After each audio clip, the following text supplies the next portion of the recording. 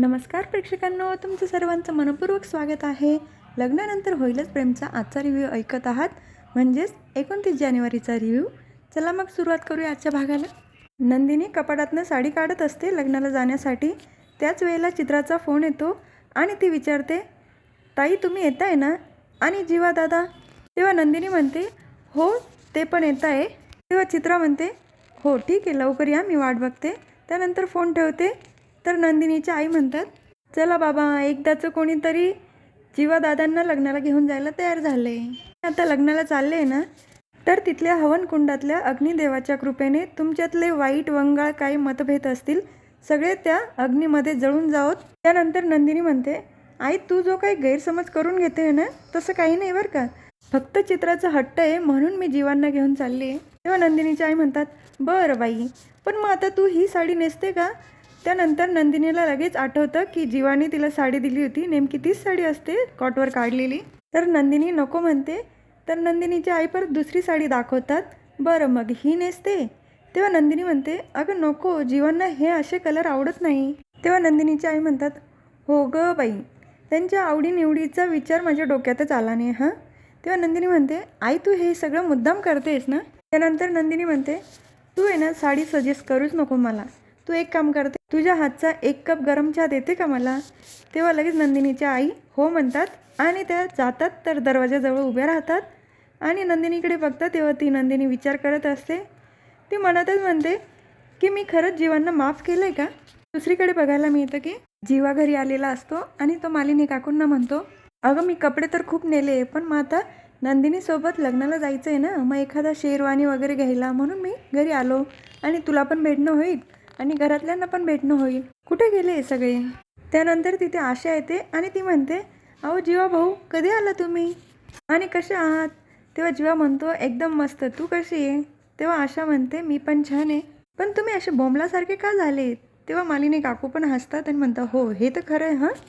तेव्हा जीवा म्हणतो, फक्त 2 दिवस, 2 दिवसानंतर मी आईच्या सुनबाईला घरी घेऊन येणार, नंतर खाणार पिणार जाडजूड होणार. पण आशाताई, शेरवानी शोधायला मदत करशील माझी? पण 1 मिनटं, नंदिनीने गोड पदार्थ दिला आहे. ती बोलली की घरी चालले तर काहीतरी गोडधोड घेऊन जा म्हणून. नंतर आशा आणि जीवा तिथून निघून जातात. तर मालिनी काकू लगेच ती मिठाई घेऊन देवासमोर येतात आणि म्हणतात, बाप्पा, या गोडाचा मान सगळ्यात आधी तुझा आहे आणि सगळ्यांचं चांगलं होऊ दे रे बाबा. इतक्यात पार्थ आणि काव्या दोघं पण तिथे आलेले असतात. तर पार्थ म्हणतो, सगळं चांगलं झालं आहे. तेव्हा मालिनी काकू म्हणतात, म्हणजे? तेव्हा पार्थ सांगतो, आपल्याला प्रोजेक्ट मिळाला आहे आणि तो पण काव्यामुळे. तेव्हा मालिनी काकू म्हणतात, कसं काय? तर तेव्हा पार्थ म्हणतो, काहीतरी मिसिंग होतं प्रोजेक्टमध्ये आणि ते परफेक्टली काव्याने मांडलं आणि ती आयडिया क्लायंटला खूप आवडली. तो प्रोजेक्ट आपल्याला मिळाला. पहिल्या प्रोजेक्टचं नाव सिक्सर होतं, पण काव्याने दुसरा प्लॅन सांगितल्यामुळे त्या प्रोजेक्टचं नाव इंद्रधनुष्य झालं. एक अर्थी काव्याने त्यांचे छान रंग त्या प्रोजेक्टमध्ये भरले. तेव्हा मालिनी काकू म्हणतात, मग आहेच माझी सून गुणाची. इतक्यात तिथे वसू आत्या येतात आणि म्हणतात, रम्याने काही बेरंग केले? हे बघ, मला जेवढं माहिती आहे त्या प्रोजेक्टमध्ये सगळ्यात जास्त मेहनत रम्याने केली. अगदी रात्रंदिवस एक करून तिने मेहनत घेतली. तेव्हा पार्थ म्हणतो, अगं आत्या, रम्याने केलीच आहे मेहनत, पण थोडीशी उणीव होती, ती काव्याने भरून काढली. तर वसू आत्या म्हणतात, म्हणजे काय? रम्याची मेहनत वाया गेली. तर मालिनी काकू म्हणतात, अहो वसुताई, पार्थला एवढंच म्हणायचं आहे की काव्याने तिथे येऊन सिक्सर मारला. तर हे ऐकून काव्या पण थोडी हसते. तेव्हा पार्थ म्हणतो, अगदी बरोबर आई, काव्याने अगदी गेमच पलटून टाकला. असं म्हणून तिथून निघणार तितक्यात मालिनी काकू त्याला म्हणतात, कोणीतरी घरी आलं आहे आणि त्यांना तुला भेटायचं आहे. तेव्हा पार्थ म्हणतो, कोण आलं आहे? तितक्यात जीवा खाली येतो आणि तो म्हणतो, बडे भैया. तर पार्थ तेवढ्याच उत्साहाने त्याच्याकडे जाणार. तितक्यात काव्या म्हणते, अरे जीवा आला आहे. तर पार्थ लगे मागे थांबतो. त्याला परत ते 16 डिसेंबरचे फोटोग्राफ्स दिसतात.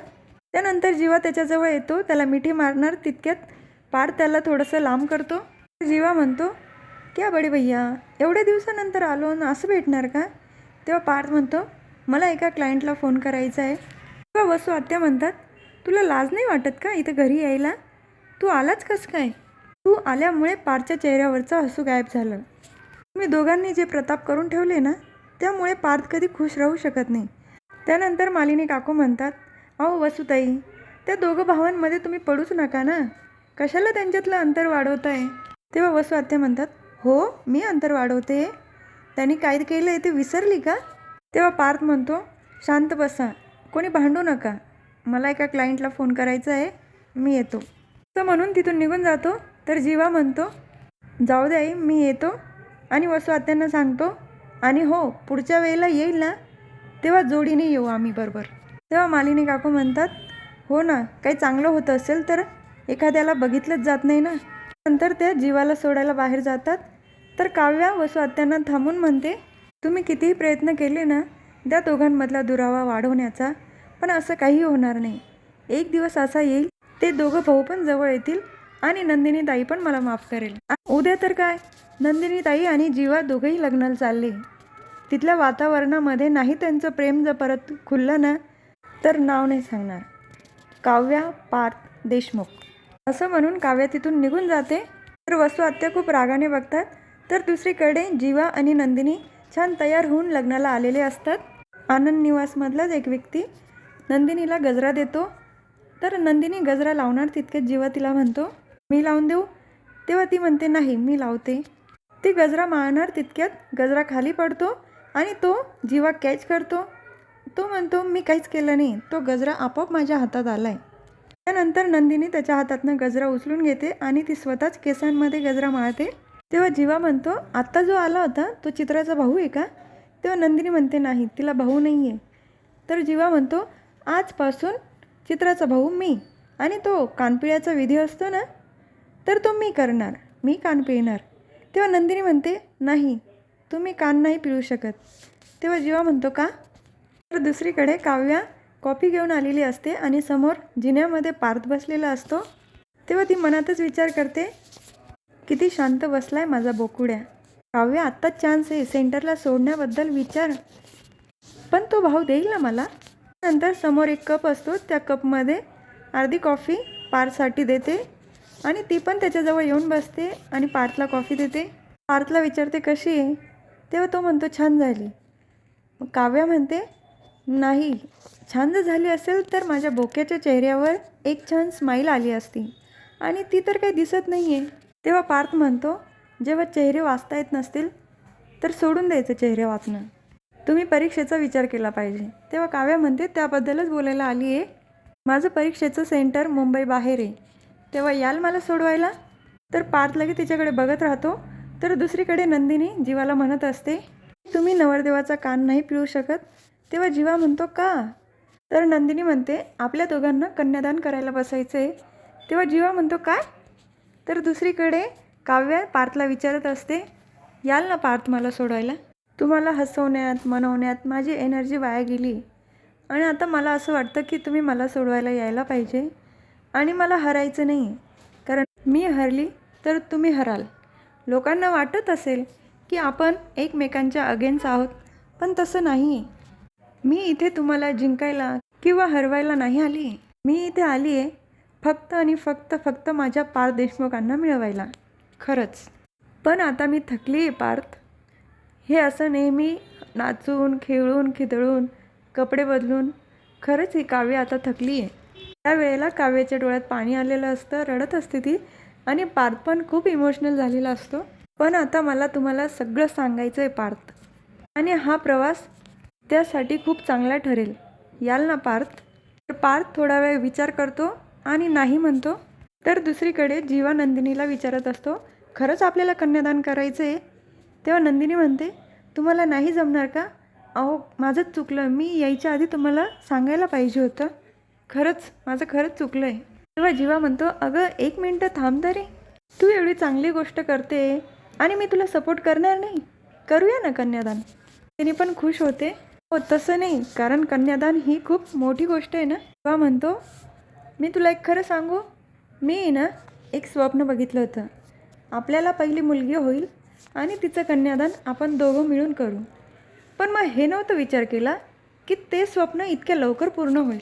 पण यासाठी तू माझ्या शेजारी बसशील ना. तेव्हा नंदिनी हो म्हणते. तर जीवा म्हणतो, चल मग चित्राला जाऊन भेटूया. तर ते दोघं पण चित्राला भेटायला निघतात. तर दुसरीकडे पार्थ तिथून उठतो तर काव्या त्याच्या मागे येते. अहो ऐका ना पार्थ, तुम्ही नाही का म्हणालात? तेव्हा पार्थ म्हणतो, मी कशाला यायला पाहिजे, अनिशाला घेऊन जा. बरेच दिवस झाले ते आल्या पण नाही आहे. तर काव्या म्हणते तिची बरेच नखरे असतात, हे पाहिजे ते पाहिजे, पण तिचं सोडा, तुम्ही नाही का म्हणालात? तर पार्थ म्हणतो ऑफिसला सुट्टी नाही मिळू शकत. तेव्हा लगेच तो किचनमध्ये जातो निघून. तर काव्या पण त्याच्या मागे जाते आणि म्हणते अहो बॉस आहात तुम्ही तिथले. तेव्हा पार्थ म्हणतो मी नाही बॉस, बाबा आहेत तिथले बॉस. तर काव्या म्हणते म्हणजे ते काही तुम्हाला सुट्टी देणार नाही का? तर पार्थ म्हणतो काव्या प्लीज, मी तुम्हाला होकार नाही देऊ शकत. तर काव्या म्हणते का, तुम्हाला भीती आहे का परत माझ्या प्रेमात पडाल? तर हा भाग इथेच संपतो. पुढील भागात बघायला मिळतं की पार्थ काव्याला विचारत असतो जेवण का नाही केलं तुम्ही. तेव्हा काव्या रुसलेली असते आणि ती म्हणते मला भूक नाही आहे आणि जेवायला वेळ पण नाही आहे. तर पार्थने जेवणाचं ताट आणलेलं असतं आणि तो स्वतः घास भरवत असतो काव्याला. तर दुसरीकडे नंदिनी आणि जीवा मित्राला भेटण्यासाठी येत असतात. तेव्हाच तिथल्या कालिजामध्ये पाय अडकतो नंदिनीचा. ती पडणार तितक्यात जीवा तिला सावरतो. त्यांचा असा रोमॅन्टिक सीन दाखवला तिथे. तर आजचा भाग इथेच संपतो. उद्या पुन्हा भेटूया लग्नानंतर होईलच प्रेमच्या पुढच्या रिव्ह्यूमध्ये. तुम्हाला माझा आजचा रिव्ह्यू आवडला असेल तर माझ्या व्हिडिओला लाईक करा, शेअर करा, सबस्क्राईब करा, बेल आयकॉन दाबायला विसरू नका. Tata bye and take care.